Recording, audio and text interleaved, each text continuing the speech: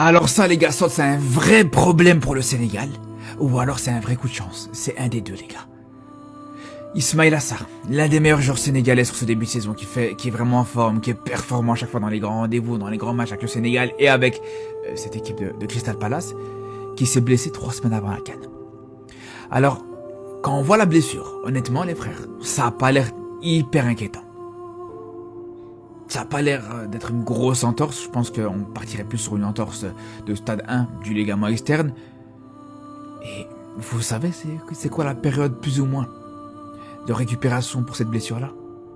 T'es autour des 3 semaines, plus ou moins. T'es autour des 3 semaines. Alors peut-être qu'il va rater le début de la CAN, en sachant d'ailleurs que le Sénégal a la chance de pas jouer dans les premiers, donc t'as un peu plus de temps de récupération. C'est là où c'est parfait. C'est là où ça peut être parfait, j'espère, j'espère que c'est pas plus grave que ça, mais même le coach, justement, de Crystal Palace, il le disait. Il disait, ouais, malheureusement, on risque pas de le voir avant la CAN. Malheureusement pour toi, mais là, je peux te dire que les supporters sénégalais, ils sont bien contents.